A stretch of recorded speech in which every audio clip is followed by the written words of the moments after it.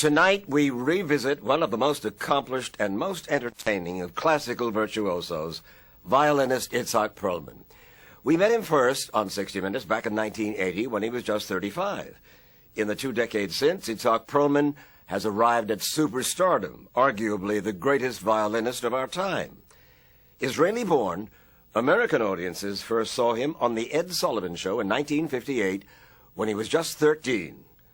I sat down with him at his comfortable home on Long Island, where he told me he hadn't seen that 60 Minutes piece we'd done together in almost 19 years. I haven't seen it. You've never seen it? No, I haven't seen it. I've seen snippets, but I have not seen the whole show. Take a look. Now here is young Itzhak Perlman of Israel, and he's just magnificent. Let's have a wonderful welcome for this young lady.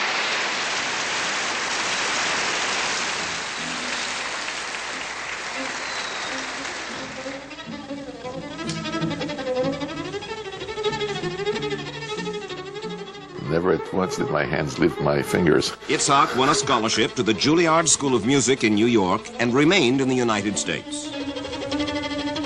40 years ago. Oh, God.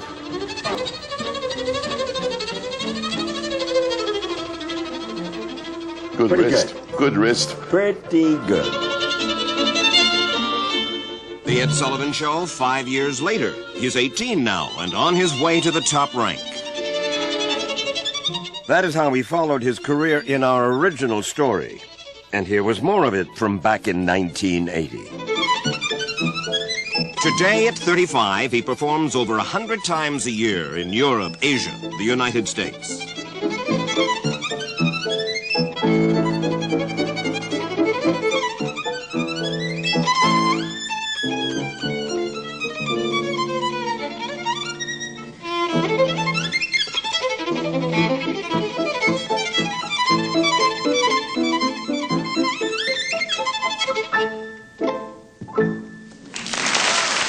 Perlman asked his parents for a violin when he was 3, a year before he was stricken with polio. I would think there might be a tendency, forgive me, to feel sorry for this crippled fiddle player. Well, I think that in the beginning there may have been. And I think that... Were you aware of it? Oh boy, was I aware of it. I could show you reviews when I first came to the United States. Handicapped violinist, pretty good despite disability, or crippled, blah, blah, blah, da, da, da. And as he went on the stage, hobbling on his shining aluminum crutches and very heavily set down, but afterwards we forgot all about it, and it was just music and so on. And every single review had to mention that. Got to and you? that they, oh yes, it got to me, because it was just taking away from the matters at hand.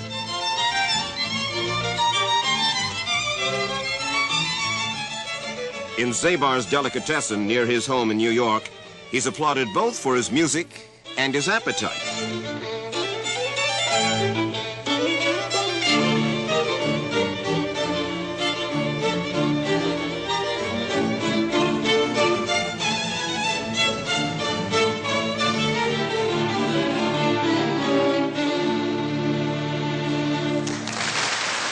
Have you thought about conducting?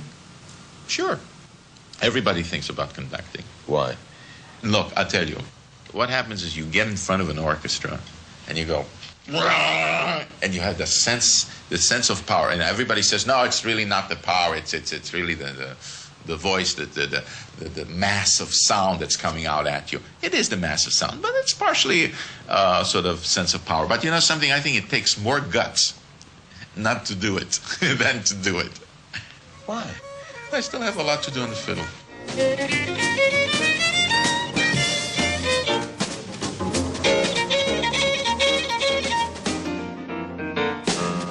Itzhak will play just about anything. He records country music and rag, and recently he tackled jazz for an album called A Different Kind of Blues. Who was it? Andre Previn, who said that he came in one day to watch you practice, or you were practicing, and watching I Love Lucy on television simultaneously? Well, it depends what you practice. Actually, the best show to practice on is baseball. It's terrific. Because You can turn off the sound. you turn off the sound, you see what's going on, and you practice your technique. I'm not talking about practicing thinking or anything like this. That's a totally different thing. I did some of my greatest practicing when I was in London watching cricket. I mean, cricket is, you have a match, when you hear to some of those guys describing the match, and you say, yes, we have here, oh my goodness, there's 3 runs. And then for half an hour, there's quiet. Because they're just throwing the ball, and it's a very, very slow game. That's when you practice.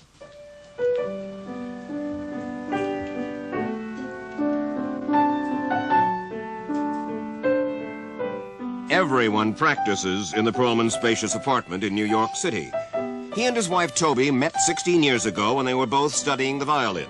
They've been married for 13 years and have 4 children. We have rules. Oh. Everybody has to behave. Oh, tell me. Oh, yeah, sure. Children aren't allowed to watch television. They have to make their own beds. They have to do the dishes. They have to do their homework. I mean, it's very old. Mommy's at home when they get home from school, supervising with a whip in one hand and a gun in the other. Dinner is served on time.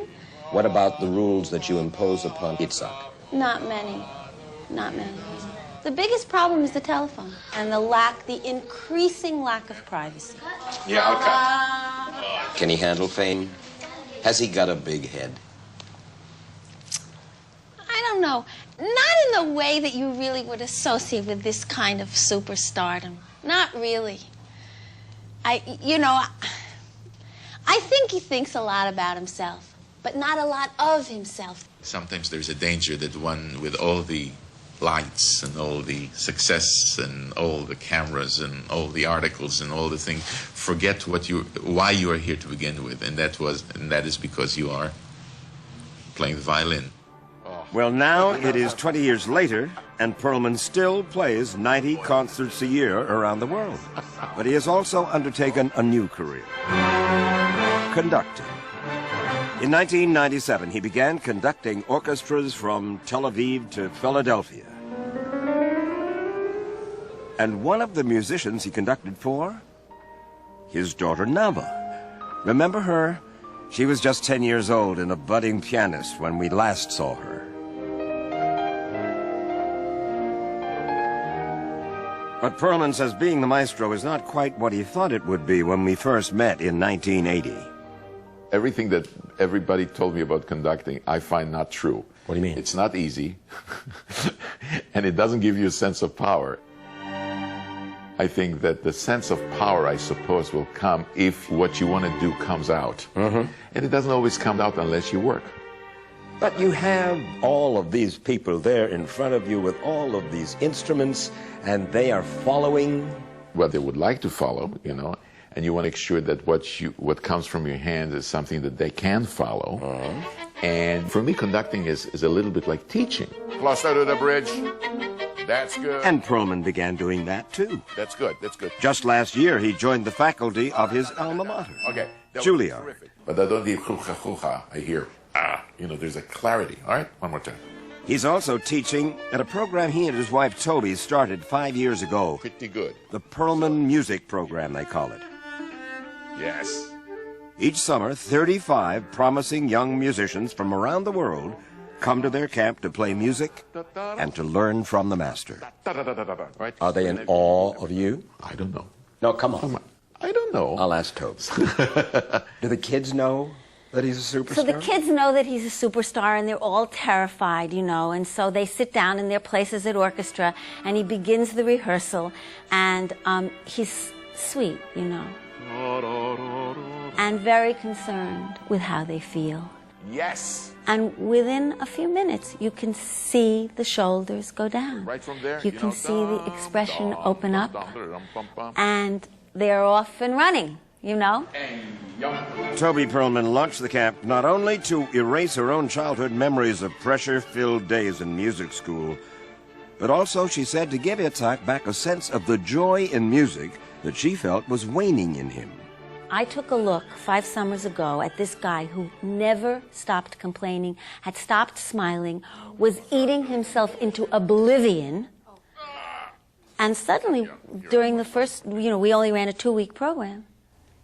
suddenly there was the guy that I married. He was smiling all the time, and he was busy, and he was running, and he was working, and he never complains. He's never tired. There's no such thing as a problem. And he's smiling all the time. And there was just one final thing from that original broadcast that I had to show him. I know that you're not going to like it. Of course, yes. I'm prepared for it. You're prepared for what? I don't know. You tell me and I'll let you know. You've said the violin is a Jewish instrument. Why is it that so many fiddle players, so many world-class fiddle players are Jewish? I mean, whether it's Oistrakh, or Perlman, or Heifetz, or Menuhin, or Isaac Well, you see, Stern. our fingers are circumcised, and you see, which gives it a very, very good dexterity, particularly in the pink. I don't know what it is. Maybe it's a tradition. So many people remember that. I wonder why. You keep showing it again and again.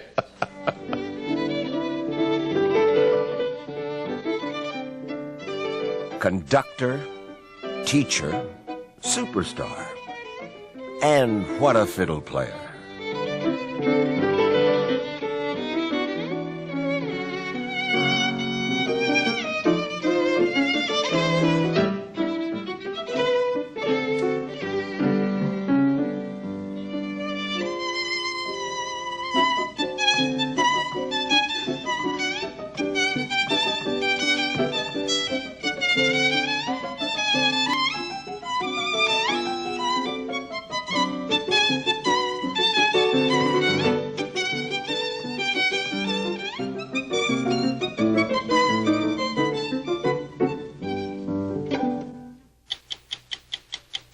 "60 Minutes 2 will continue in a moment.